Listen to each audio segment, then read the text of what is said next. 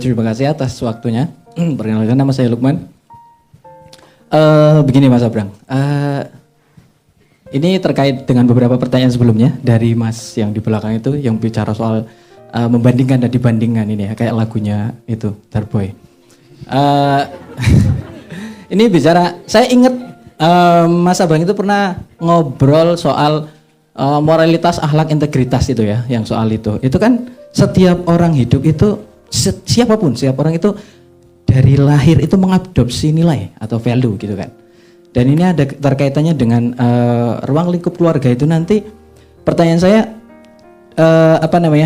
nilai yang hubungannya dari keluarga itu tadi adalah madrasah pertama, oke, orang tua, parent itu adalah madrasah pertama. Itu kan akan diadopsi oleh seorang anak, ya, menjadi nilai atau value itu sendiri. Nah, sedangkan nowadays ini ya, di era sekarang ini value itu kadang udah berubah dari yang parent, ini ke internet ini Mas, gimana? Media dan lain-lain itu loh. Nah, kalau itu menurut saya ya, jadi banyak anak itu mengadopsi nilai, value itu, contoh-contoh itu dari media, yang itu mungkin kadang tanpa filter. Itu gimana menurut Mas Abrang? Terus yang kedua itu tadi bicara soal yang dibanding-bandingkan. Saya juga ingat Mas Abrang itu pernah ngobrol di podcast sama Habib Hussein itu kalau nggak salah, bicara soal yang tadi masih ada kaitannya sama harga diri, identitas itu ya. Orang menyandangkan identitas itu terhadap apa? Kalau orang menyandarkan identitinya sama bubur, ya kalau disinggung masalah makan bubur diaduk atau dicampur, ya kamu akan tersinggung gitu loh. Nah ini gimana sih kalau zaman sekarang? Kenapa saya pikir banyak orang itu ada yang suka mengklaim identitinya secara random gitu loh. Dan kayak kenapa zaman sekarang itu kesannya banyak orang yang disklaim bahwa mengklaim bahwa mereka tuh introvert. Ya, aku introvert. Ngapain sih sama saya nggak bisa sama mereka itu ya gitu. Saya nggak suka ini itu. Yang penting saya dengan diri saya gitu. Kenapa banyak orang juga introvert dan kayak random identity itu tadi di situ. Terima kasih sebelumnya. Oke, kita lanjut ke Mbak yang hitam dulu, jilbabnya itu belakang dia. Mbaknya boleh, nah oke.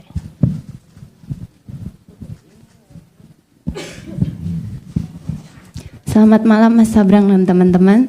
Jadi saya tuh pernah dengar cerita, itu kalau seorang kiai A, kiai B atau tokoh itu bisa berhasil, itu salah satunya karena tirakat dari orang tuanya.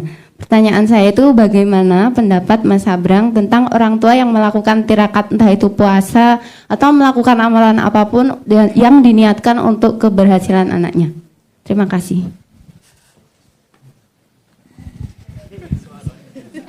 Oke, kita lanjut lagi yang pertanyaan terakhir dari mbaknya di depan. Itu yang ya.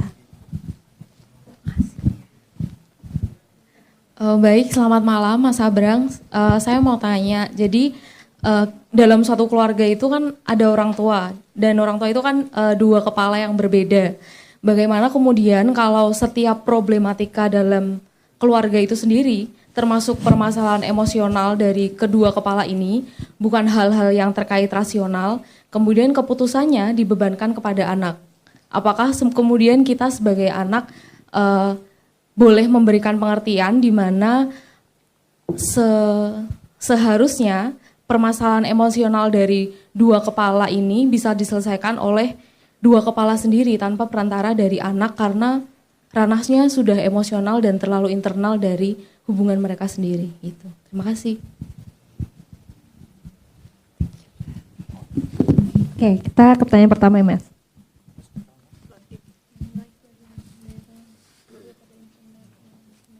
Oh, nilai internet ya. Semua orang mengadopsi nilai, tapi tidak semua orang memahami nilai apa yang diadopsi. Karena sebelum dia diutarakan menjadi sebuah simbol kata-kata atau kalimat, itu tidak bisa diolah, tidak bisa diganti juga. Ya, karena tidak mewujud dalam tanda petik dalam sebuah konsep. Bahwa mengadopsi nilai-nilai dalam internet, kita ngomong gini, ketika dia sudah punya kemampuan kognitif, dia akan mencari informasi sebanyak-banyaknya. Terus kemudian kenapa literasi itu sangat penting? Karena itu kemudian membuka khasanah segitu banyak. Terus kemudian ada sebuah era di mana informasi jadi tidak terfilter. Si anak itu pasti akan mengikuti struktur sosialnya. Yang paling banyak dia hadir di dalamnya. Kalau dia Indonesia berapa ya? Rata-rata kalau 2021 itu rata-rata dalam sehari ngabisin waktu di internet sekitar 8 jam something menit, 8 jam 34 menitan. Di sosmed sekitar 3 jam 16 menitan. Jadi mayoritas waktunya memang di situ. Tanpa sadar dia akan menyerap value yang di situ.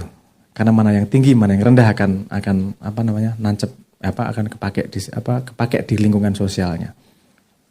Itu ya faktanya seperti itu, mau gimana lagi? Kalau mau counternya, makanya tadi ketika saya melepaskan gadget kepada anak, itu adalah pemaknaan.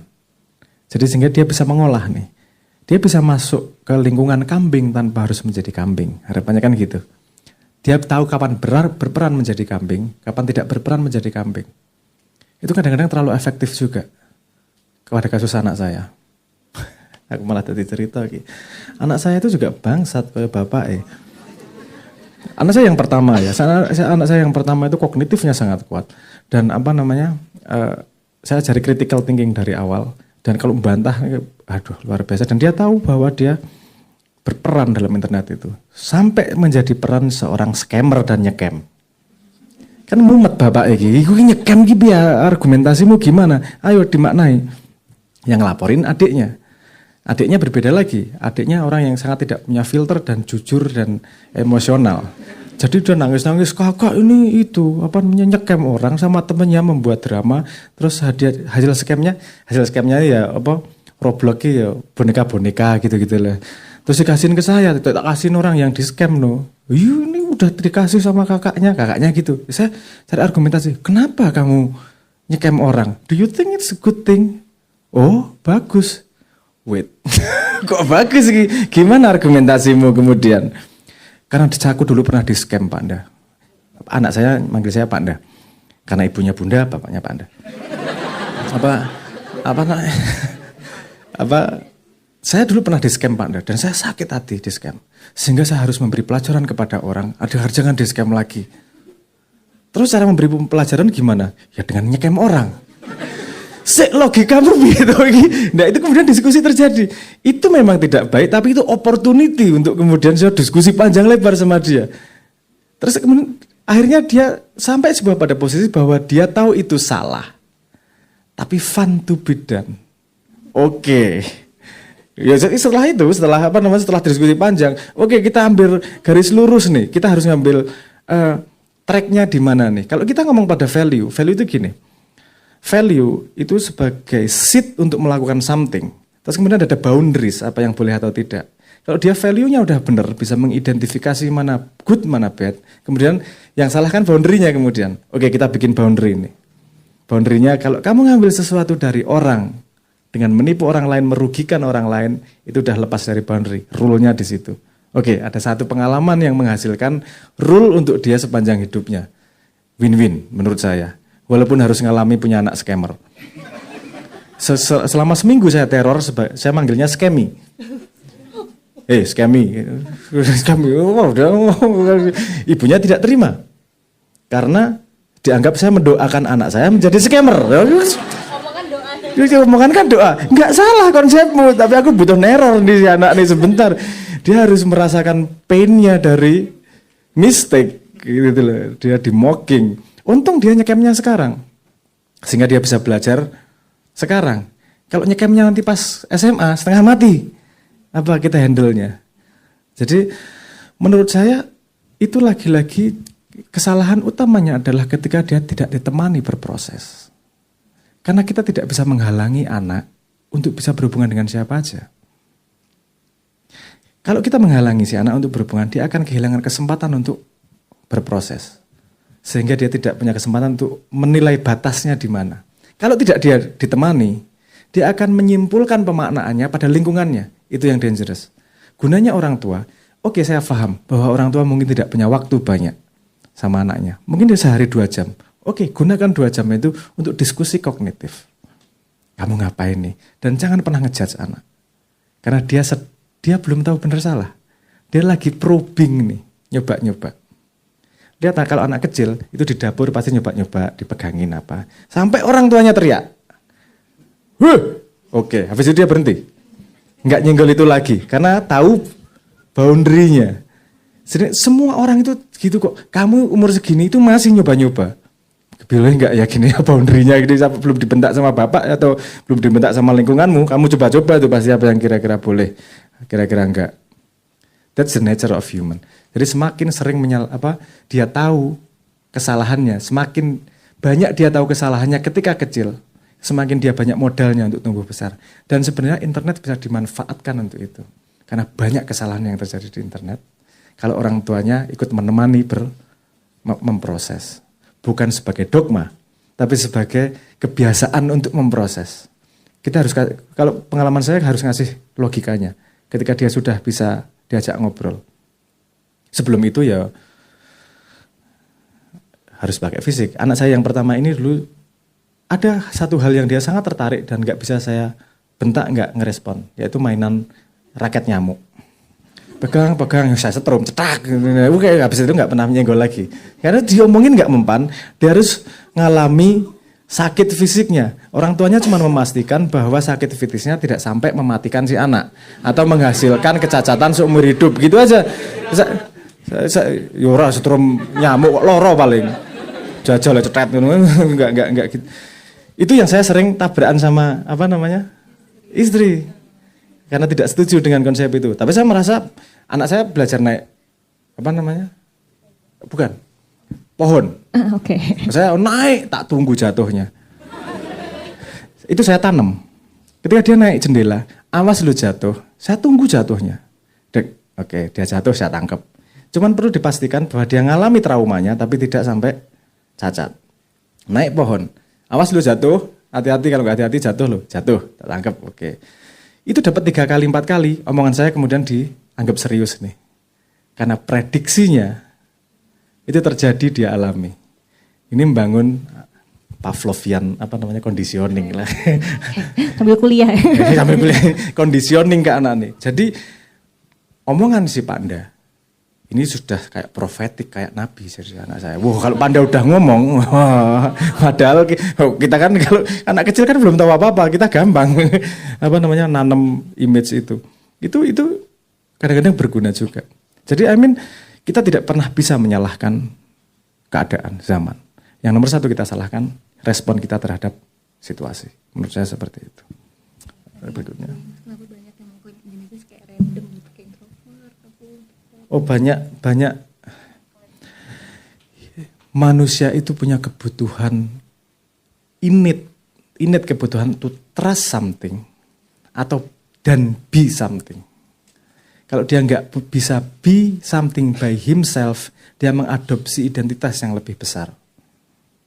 Aku ikut ormas A, aku ikut partai A, aku bagian dari fans klub sepak bola A. Itu aktualisasi diri identitas yang harus dipenuhi dengan cara mengadopsi identitas yang lebih besar. Tidak salah. Naluriah manusia adalah pengen identitasnya kelihatan. Yang tidak mau mengadopsi itu, dia ambil teknik lain nih. Aku agak ADHD. Dia jadi unik. Dia jadi punya pembeda dengan temannya. Sekarang banyak penelitian mengatakan bahwa anak muda self-claiming bahwa dia punya kelainan tertentu. Maybe right, maybe wrong. Tapi kalau kita lihat dasar basicnya, itu karena dia butuh identity memang. Dia butuh uniqueness. Itu dari dulu kok. Kalau dulu ekspresinya milih model celana, milih model baju. Ada yang gotik, ada yang sobek-sobek, ada yang sangat rapi. Itu ekspresi dari identity itu tadi. Kebutuhan itu dijawab oleh zaman dengan cara yang berbeda. Nah sekarang referensinya sudah sangat banyak. Bisa aku ngeklaim diriku, aku cacat deh. Itu spesial. Dengan kekurangan, tapi pembeda dengan yang lain. Itu basic innate human pengen seperti itu. It's okay. orang lagi mencari perjalanan mencari jati dirinya. Semoga dalam perjalanannya dia menemukan bahwa kamu tidak perlu mencari jati diri. Kamu hanya perlu mengekspresikan dirimu apa adanya dan jati dirimu akan keluar dengan sendirinya. Ngaten ya. Oke, kita lanjut lagi. Orang tua yang tirakat untuk keberhasilan anaknya. Ini angel aku bahas mekanisme ini tanpa harus. Karena tirakat bukanlah mekanisme sains yang bisa dibahas. Aku bisa membahas itu lebih dalam, tapi nanti kita masuk area esoteris. Esoteris itu nggak bisa di-proving nih nanti gimana. Tirakat itu tidak hanya berguna buat anak. Anak tirakat berguna buat bapak, kakek, dan seterusnya. Ini transcend time. Jadi ketika orang tua tirakat sama anaknya, bukan tentang keberhasilan yang kau bayangkan. Karena keberhasilan pada level itu bukanlah pada karir yang dibayangkan manusia. Tapi keberhasilan menjadi dirimu yang sesungguhnya. Bahkan nanti kadang-kadang melewati kesusahan, kalau itu jalan tercepat untuk menemukan dirimu, itu tirakat bapakmu yang tercapai. Jadi bapakmu, mesti orang tua itu pengen menemukan ultimate, pengen anaknya ultimate menjadi manusia yang tidak hanya sukses di dunia tapi juga di akhirat. Paling gampang gini. Tirakat itu membesarkan wadah dari si anak. Wadah apa? Wadah yang bisa menampung ruh. Nggak tahu bahas gini kita. Anak saya yang pertama saya pesan, aduh gue ngomongin gitu. Ini kan rekaman tuh ini. Ono rekaman ini rasito ngomong wis. Apa namanya? Kita nggak sama masuk area itu terlalu dalam, nanti saya dianggap sebagai klinik. Tapi gini, apa namanya, tirakat itu metodologi sebelum sains untuk bisa mensupport darah. Dan itu tidak salah. Cuman mekanismenya tidak bisa dijelaskan dengan narasi sains. Sains itu sebuah narasi tertentu untuk menjelaskan dunia. Bukan satu-satunya narasi. Ada narasi spiritual. Kita ngomong cukup dalam ya nih kemarin ya. Tentang narasi dan bermacam-macam narasi. Ini dari area narasi yang berbeda. Tapi tirakat itu tidak hanya turun ke bawah, itu juga turun ke atas. Mekanisme waktunya seperti apa, ini pembahasan lebih dalam yang kalau diobrolin ada rekamannya nanti akan menimbulkan perdebatan yang tidak penting. gitu. Tapi kenapa minta ditirakati bapakmu? Kalau kamu bisa tirakat buat dirimu sendiri, why not melakukan itu? Gitu. Oke, sudah terjawab ya Mbak? Oke, Iya. kita lanjut yang terakhir.